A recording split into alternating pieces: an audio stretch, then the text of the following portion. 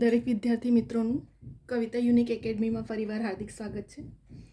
આજે આપણે ફરી એકવાર મેથના શંકુના પાછલા વર્ષોના પૂછાયેલા ક્વેશ્ચનો જોવાના છે. બરાબર, આપણે લાસ્ટ વિડીયો પણ એક બનાવ્યો હતો જેમાં પાછલા વર્ષના કાલે પણ મેં એક વિડીયો મૂક્યો હતો, જેથી કરીને સ્ટુડન્ટની ટ્રીક મેથડ ખબર પડે. બરાબર, કેવા ટાઈપના ક્વેશ્ચનો પૂછાયા છે જીપીએસસીથી લઈને ક્લાસ 3 સુધીમાં, કેમ કે હવે ઘણી બધી એક્ઝામ નજીકમાં છે. બરાબર, તો આપણી પ્રિપરેશન મેં તમને દરેક વિડીયોમાં કીધું હતું કે હું એક એક પોઈન્ટ માટે વિડીયો લઈને આવીશ, એક એક માર્ક્સ માટે પણ વિડીયો લઈને આવીશ. બરાબર, જેથી કરીને સ્ટુડન્ટ્સને મેરિટમાં કવર કરતા ફાવે. બરાબર, કેમ કે કોમ્પિટિશન ટફ છે. બરાબર, અને મેરિટ હવે હાઈ જઈ રહ્યું છે, તો તમારી પ્રિપરેશન પણ સ્માર્ટલી હોવી જોઈએ. એક એક પોઈન્ટ માટે એક એક ટોપિક માટે પણ પ્રિપરેશન કરવી પડશે. તો આજે આપણે હવે ફરી એકવાર શંકુના છે એવા ક્વેશ્ચનો જોવાના છે. બરાબર, જેથી કરીને તમને ફોર્મ્યુલા સાથે ટ્રીક ને મેથડ બધું, અને પ્લસ તમે જેટલી પાછલા વર્ષોના પૂછાયેલા ક્વેશ્ચનનું સોલ્યુશન કરશો એટલું તમને શું થશે, ત્યાં વધારે બેનિફિટ થશે. બરાબર, ઓલ સ્ટુડન્ટને એક બે વખત આપી હોય તો એક્સપિરિયન્સ હોય છે, પરંતુ ન્યૂ સ્ટુડન્ટને એમને પણ આઈડિયા મળી જશે. તો હવે આજે આપણે અહીં સ્ટાર્ટ કરશું. સૌથી પહેલાં ફર્સ્ટ ક્વેશ્ચન પર જઈએ. એક શંકુની વક્ર સપાટીનું ક્ષેત્રફળ 440 ચોરસ સેમી છે. જો તેની તિર્યક ઊંચાઈ 40 સેમી હોય તો શંકુનો વ્યાસ કેટલો? બરાબર, અહીં આપણને શું પૂછ્યું છે? શંકુનો વ્યાસ શોધવાનું કીધું છે, અને શંકુની વક્ર સપાટીનું ક્ષેત્રફળનું આપણે 440 ચોરસ સેમી આપી દીધું છે. આપણને આપ્યું શું છે? તિર્યક ઊંચાઈ. તો ચલો, શંકુની વક્ર સપાટીનું ક્ષેત્રફળનું સૂત્ર શું છે? પાઈ આર એલ.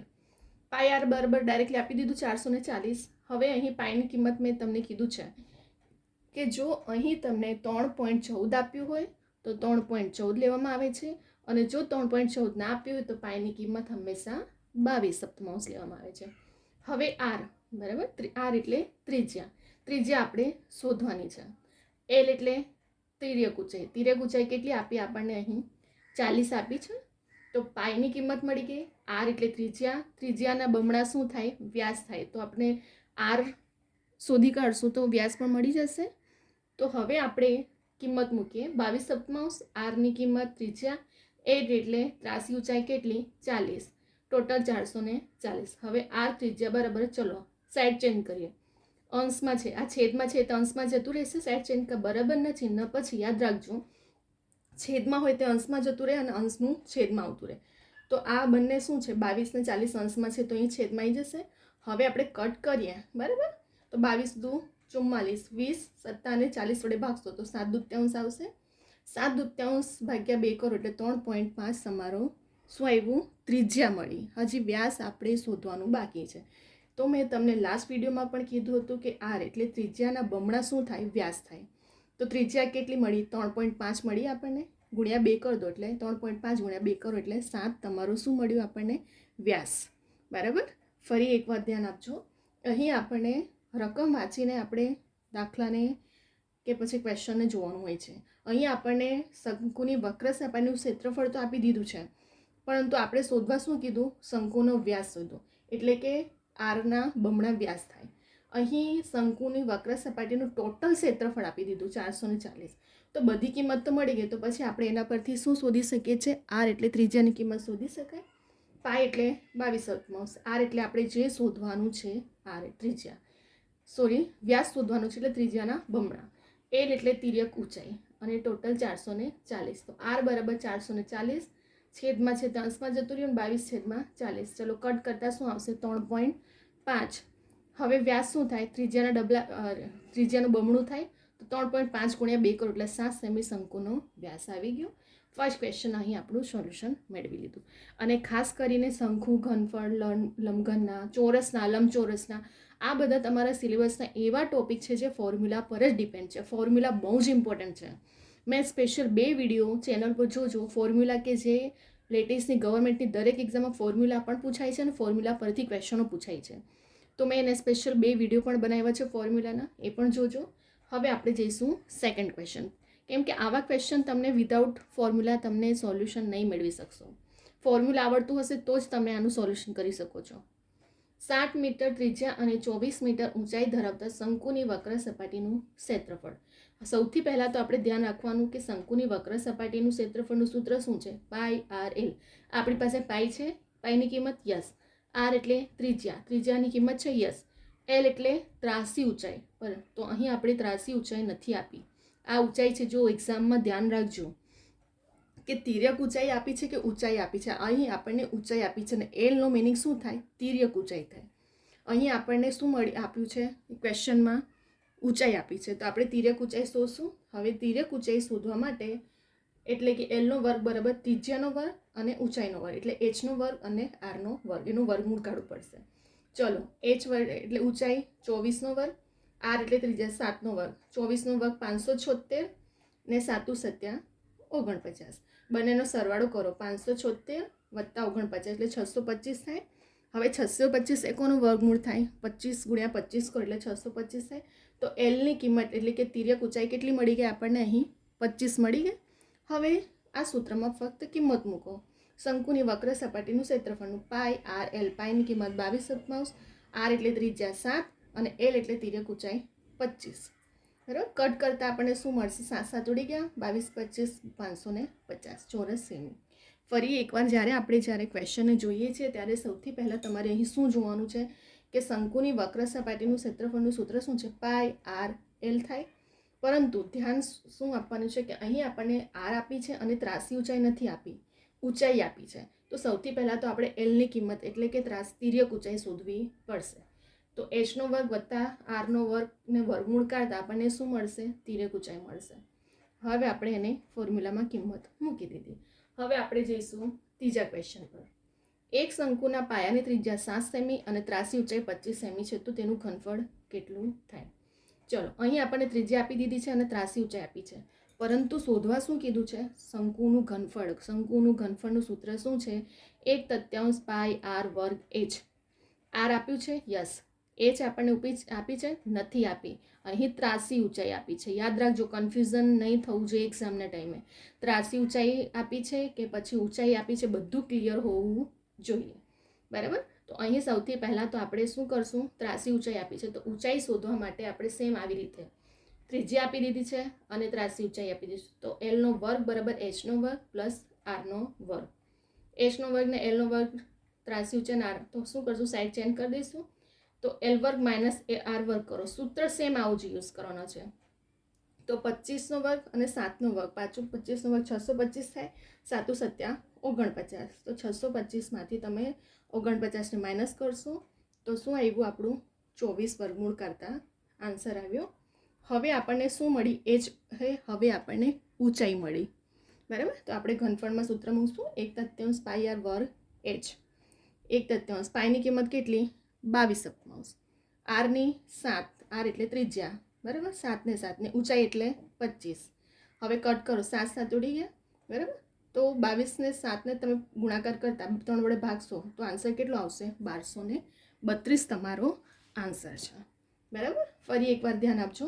અહીં આપણને ત્રિજ્યા આપી છે અને ત્રાસી ઊંચાઈ આપી છે, પરંતુ ઊંચાઈ નથી આપી. શોધવા શું કીધું? શંકુનું ઘનફળ. શંકુનું ઘનફળનું સૂત્ર શું છે? 1/3 પાઈ આર વર્ગ એચ. તો એચ તો પહેલાં શોધવું પડશે ઊંચાઈ. બરાબર, અહીં તો ત્રાસી ઊંચાઈ આપી છે, તો એલનો વર્ગ એટલે તિર્યક ઊંચાઈ બરાબર એચનો વર્ગ વત્તા આરનો વર્ગ.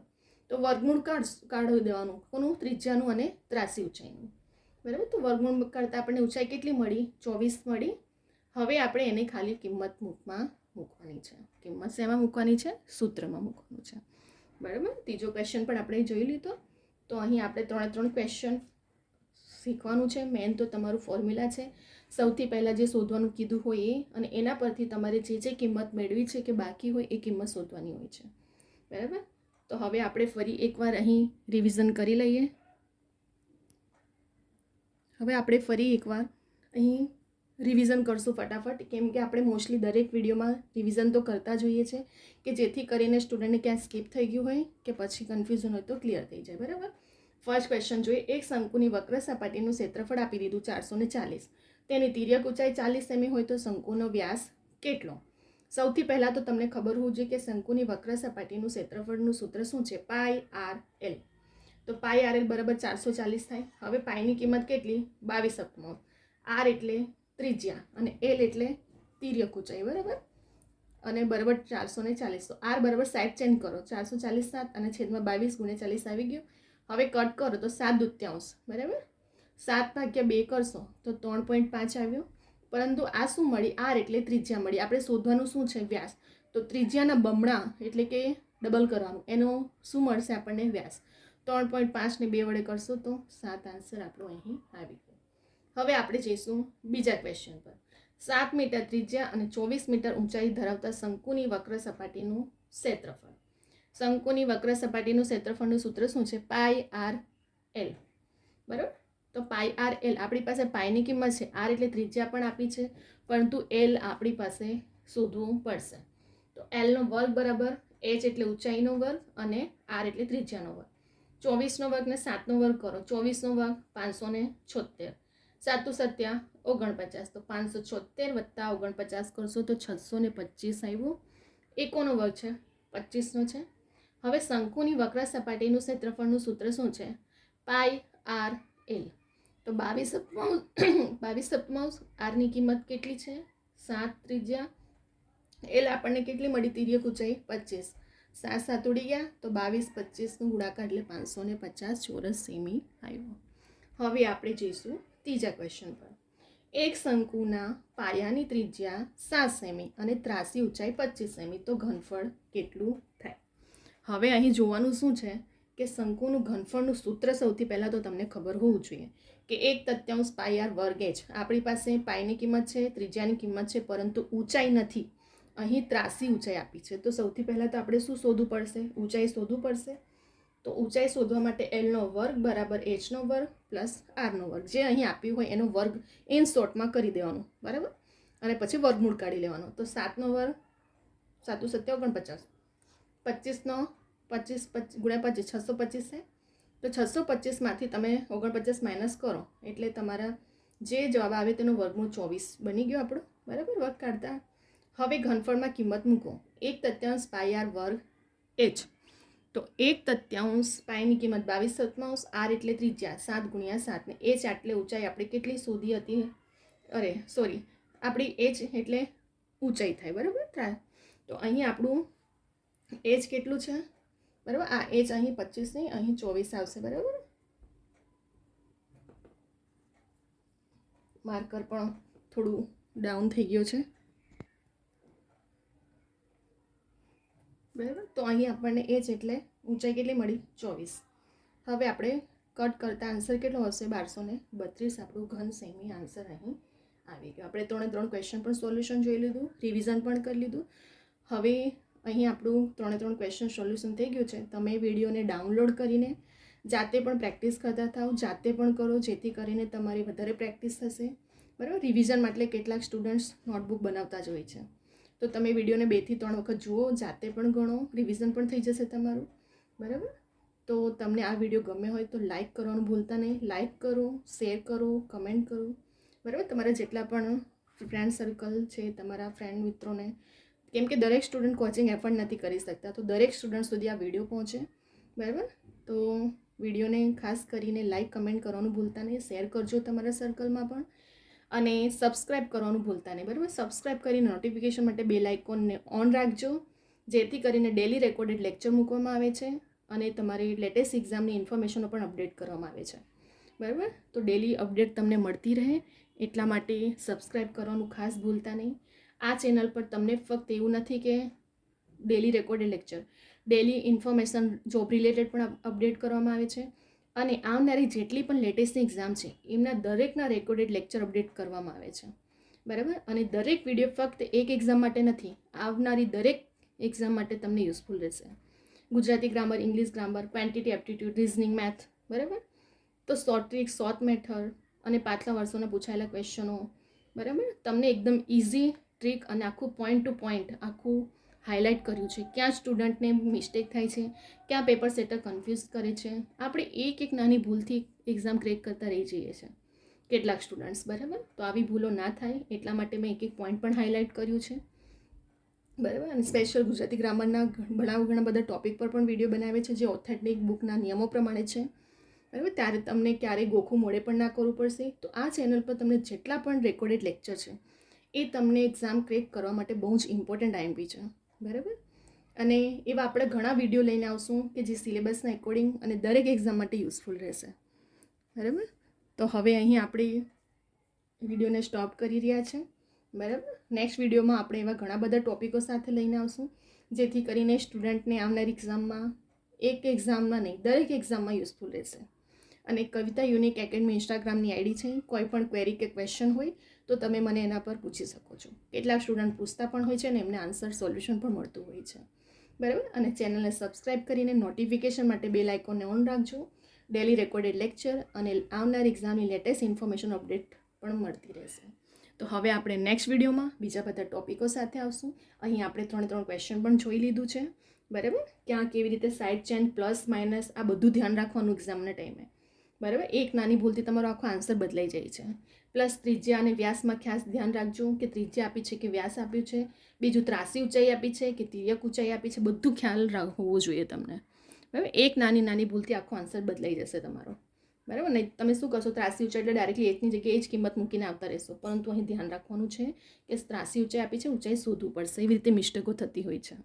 તો હવે આપણે નેક્સ્ટ વિડીયોમાં બીજા બધા ટોપિકો સાથે આવશું. અહીં હવે આપણી વિડીયોને સ્ટોપ કરી રહ્યા છે.